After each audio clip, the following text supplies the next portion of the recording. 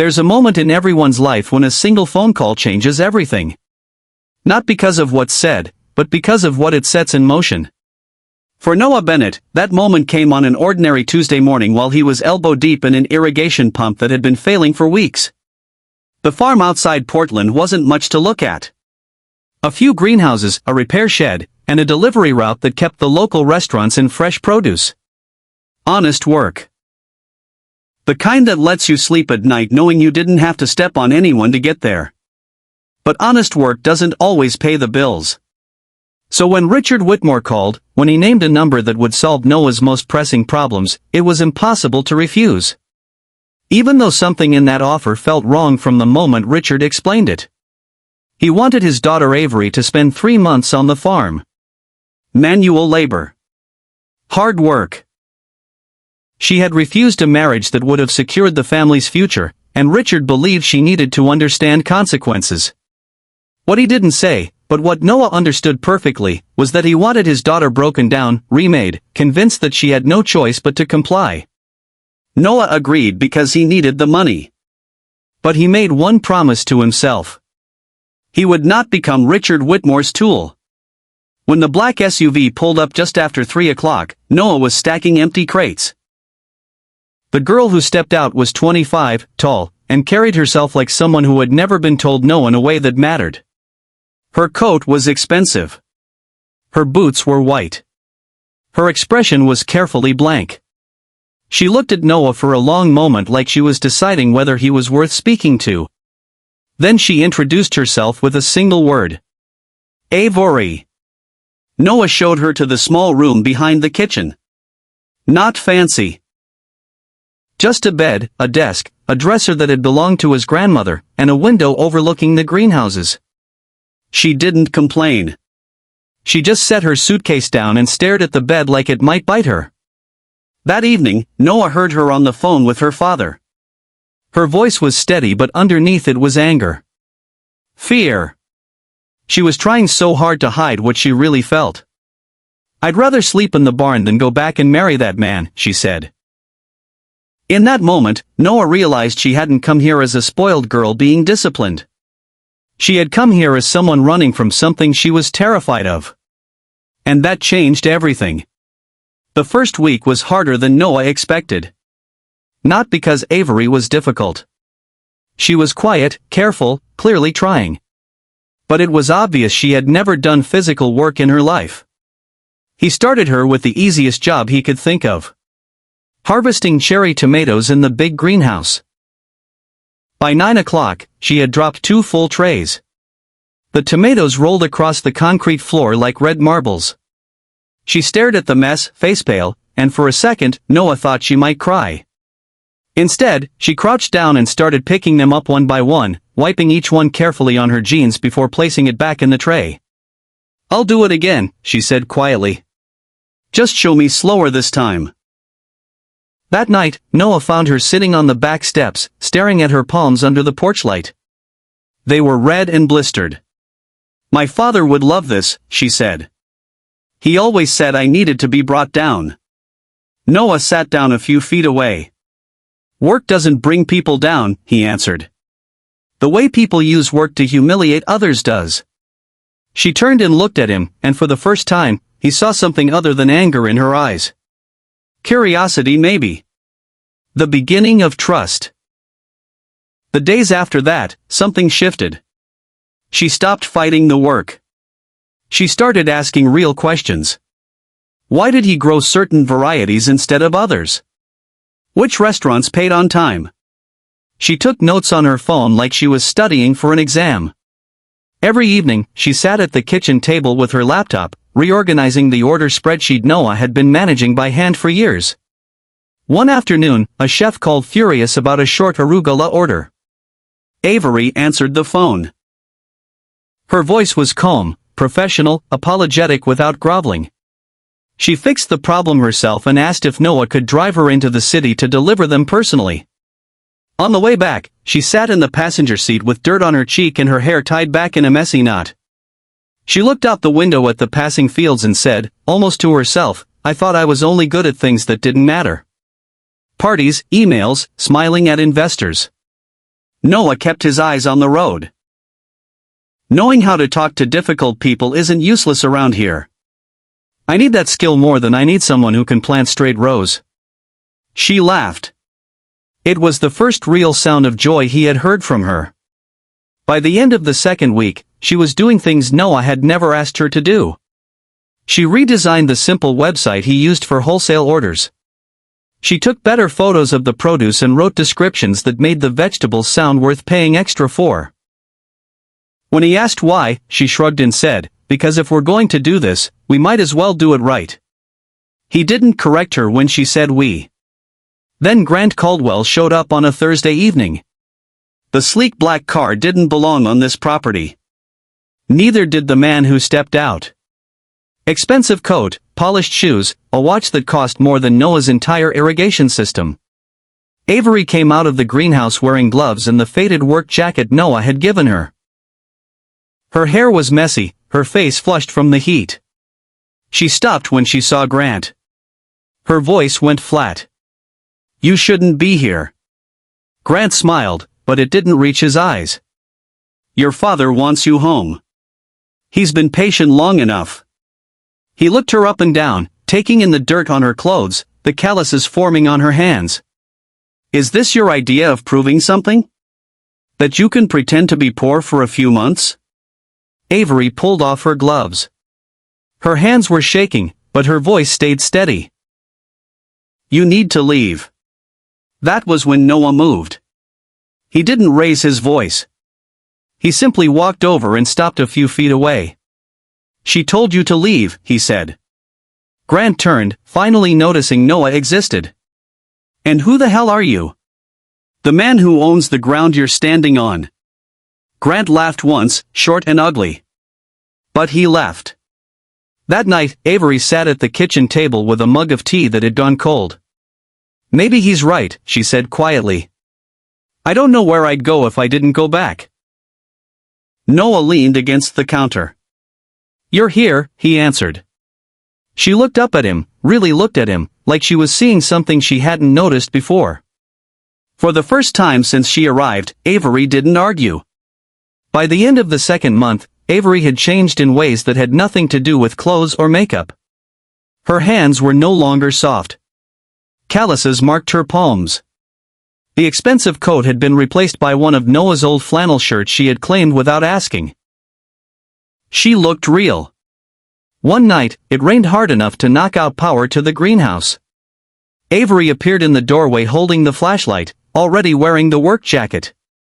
"Go back inside," Noah told her. "It's freezing." She shook her head. "You keep telling me to learn, so let me learn." They stood under the narrow roof overhang while he worked on the old wiring. She held the flashlight steady even when her arms started to shake from the cold. When the lights finally flickered back on, she let out a small breath of relief. Afterward, they stood on the back porch watching the rain fall across the dark yard. Avery was quiet for a long time. "I used to think if I ever left my family, I wouldn't be anyone anymore," she said. "And now?" Noah asked. She was silent for several seconds. "Now I think maybe I never really knew who I was in the first place." The words landed heavy between them. Noah wanted to close the distance, to kiss her right there under the rain and the porch light. But he took a step back instead. "You should go inside. You're cold." Something flickered across her face. Disappointment maybe. She didn't push. She just nodded and went back into the house. A few days later, they were driving back from Portland. The city lights blurred through the rain. Avery had been quiet most of the ride. Then without looking at him, she said his name. "Noah." He kept his hands on the wheel. "Yeah. I don't like you because you're an escape from my family." Noah didn't speak. "I like you because when I'm with you, I don't feel like I have to perform. I can just be me." Noah pulled the truck over and put it in park. The rain drummed on the roof. He turned to face her. "Are you sure you want to say that right now?" She nodded. "I've thought about it a lot." Noah exhaled slowly. I like you too, Avery, but I don't want you to choose me just because I'm the first person who's been decent to you. Then don't decide for me, she said. I've had too many people do that already. The words hit him harder than expected. She was right. He had been trying to protect her, but sometimes protection could become another kind of control. He reached across the console and took her hand. Her fingers were cold, but they curled around his without hesitation. They didn't kiss. They just sat there in the truck, listening to the rain, letting the truth sit between them without rushing to turn it into something bigger. But from that night on, everything felt different. Clearer. Then Richard called. 3 months were almost up. There was a family event in Seattle. Grant would be there. This was her final chance to make things right. If she didn't come back, he would cut off financial support for her mother. Everything would collapse. Avery set the phone down. He's using my mother to force me, she said quietly. Noah didn't ask what she was going to do. She looked at him for a long moment. I want to stop running. But I don't know if I'm strong enough to face him. Then I'll go with you, Noah said. The hotel ballroom in Seattle was everything the farm was not. Crystal chandeliers, polished marble floors, expensive conversation. Noah had never been inside a place like this. But when he saw Avery standing near the center of the room in a deep blue dress, it didn't matter. He could see the tension in her shoulders. The way her fingers kept brushing the side of her dress. She had texted him 3 hours earlier with only 4 words. I need you. He had driven straight through the night. He stayed near the back of the room, half hidden behind a pillar. He was here because she had asked. The rest was up to her. Richard raised his glass to announce Avery's engagement. Avery stepped forward. I will not be marrying Grant Caldwell, she said. The entire room went quiet. Richard's face darkened. If you walk out of this agreement, our family loses everything, he said.